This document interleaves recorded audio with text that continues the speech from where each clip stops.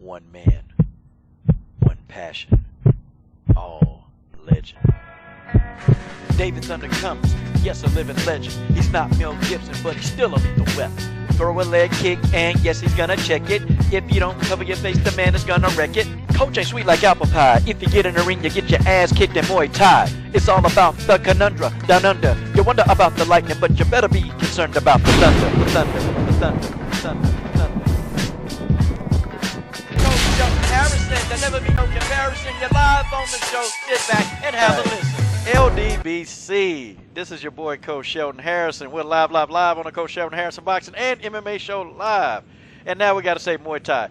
But I got a special guest right here. Listen, I can't describe, I cannot really say enough to introduce this person. I just can't do it. This man is a legend in his own right, but I'm going to let him tell you, okay? I got none other than Coach David Thunder Cummings. Coach, I'm glad, man, thank you. Thank you for coming to the show, man. Thanks for having me. It's a real pleasure. Appreciate that. Man, I appreciate you taking time out of your busy schedule, Coach, because you got a busy schedule, man. Very busy. I do. Well, Coach, man, if you could, man, could you really, introduce a lot of the viewers, to you? Sure. Well, I was one of the first Americans to really fight overseas and fight the Thais and really do well with them. We were the first group really to find out what Muay Thai was. The first Muay Thai fight I had, I thought it was the guy's name. I said, "Oh, you want to fight Muay Thai? Yeah, how much am I getting paid? Where's it at?" And I learned the hard way that Muay Thai was a way of fighting, and I needed to change the way I fight a bit. It was a little bit different than now. Now you have really good Thais, a lot of them that I fought, living in the U.S. and able to teach people how to fight Muay Thai the right way, teaching them through technique and repetition. I learned by fighting them. And when you fight them, you get your leg beat to death and you go back and, okay, I think they were blocking it this way, I think they were moving this way, and you train really hard and you go and do it again. And that's a lot of how I learned how to fight Muay Thai. And then I was fortunate enough to spend time in Thailand and Japan and really learn Muay Thai the proper way, but I learned it by fire. I had a long career. I had 13 world titles, fought in 43 countries, and over 250 professional fights. So I definitely had a long little span there going. Over 250 professional fights. Correct. And you still... Oh, go ahead. I'm sorry. I was going to say, I had 88 amateur boxing fights, and, man, probably I don't even know how many karate tournaments, from 4 years old up until...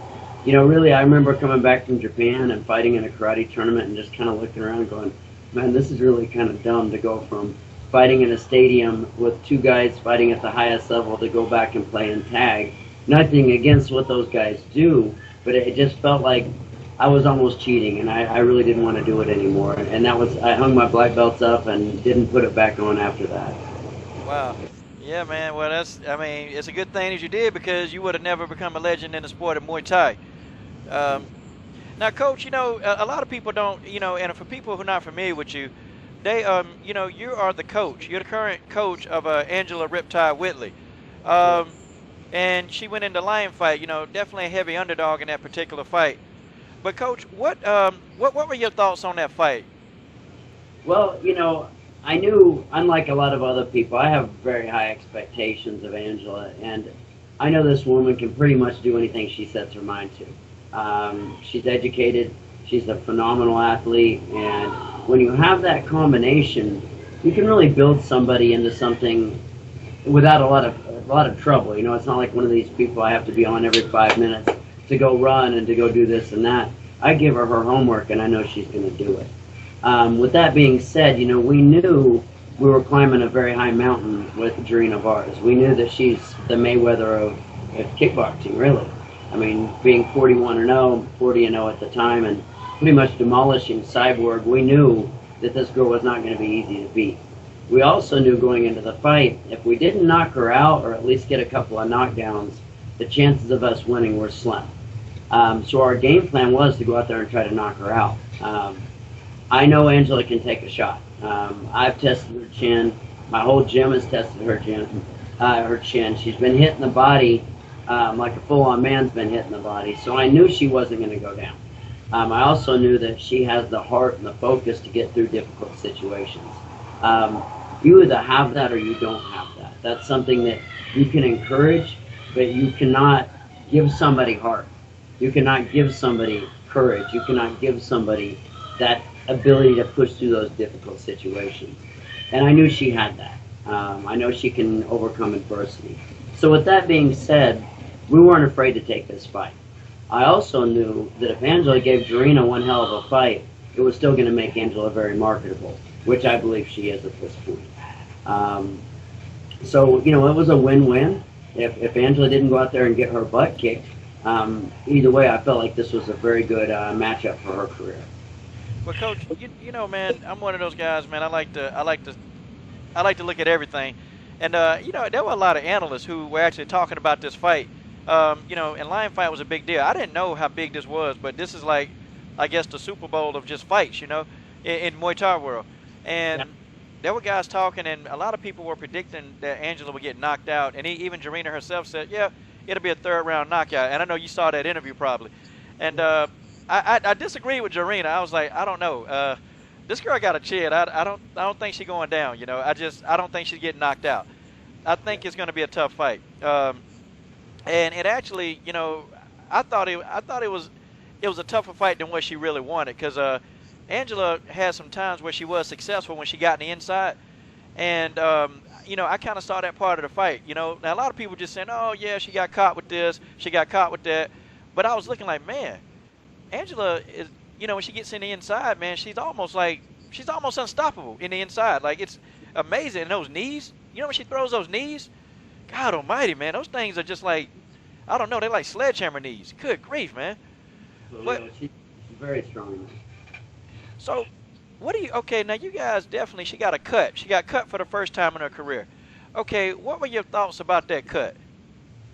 Well, you know, I wasn't real worried about the cut because of where it was. You know, it wasn't bleeding into her eye; it was bleeding around it. And you know, I really wasn't worried about her focus being cut. We talked heavily about it before the fight. I explained to her exactly what it feels like. I explained to her exactly what it would be like when it happens. I explained to her what it would be like after it happens. And so she went in knowing full well, even though she's a very pretty girl, look, you might come out of there with a scar. You might come out of there. But in Muay Thai, that's cool, man. That's awesome. We love that.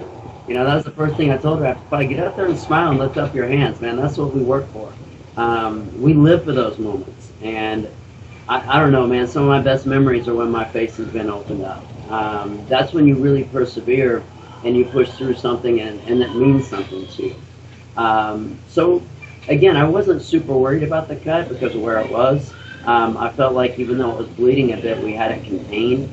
The nose was really bleeding more than the eye was. Jarena hit her with a couple of really good knees right in the nose, and it did its job, you know. But it didn't mess with Angela's air. I really don't believe that the cut had much of a factor in the fight. I think the biggest factor is, I think the first two rounds, Angela really took it to Jarena. The one mistake Angela made, she put too many of the elbows in the hairline instead of in the soft tissue in the face, or I think we would have gotten a cut in those first couple of rounds. Now, Jarena showed her experience and went back and readjusted her game plan in round 3 and started using her distance much more effectively and caught Angela coming in. And Angela is fearless, and she literally just wandered in like going into the deep end of the pool. And that's something we need to work on, breaking the timing, breaking the rhythm, maybe a little more acuteness with the footwork. And with that being added in, she's going to be a lot more to deal with because we know she can take it, and we know she can give it. So it's just a matter of playing that distance a little bit differently. And that's where I think Jarena really showed who she is, was her adjustments in rounds 3, 4, and 5. In my opinion, those were the 3 rounds Jarena won soundly. And I think rounds 1 and 2 were much closer than the commentators wanted to give. In fact, Angela checked one of those low kicks in the first round, and Jarena went down from the check. I know those hurt. And when you kick into somebody's block that's blocked properly, that hurts much worse than being hit in a lot of ways. So, you know, the damage was being done.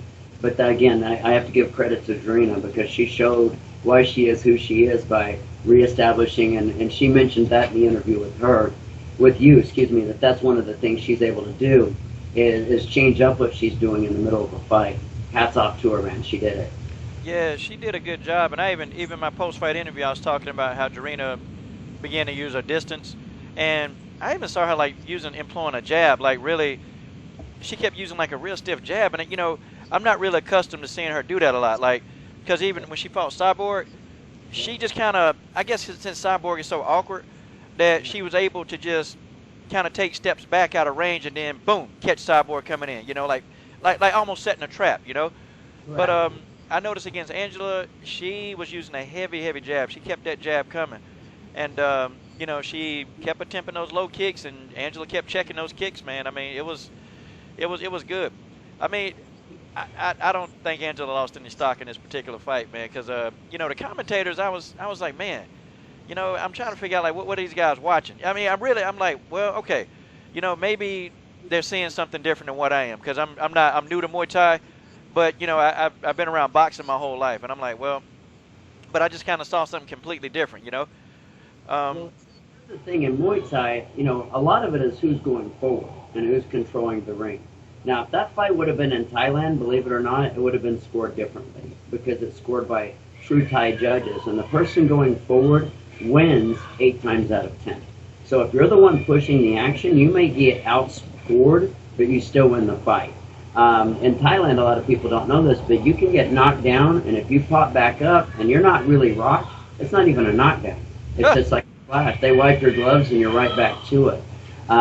There's also the follow-up, which you might have saw in the Thai kids fight, where they go down to a knee and you're still trying to knee them in the head or kick them in the head.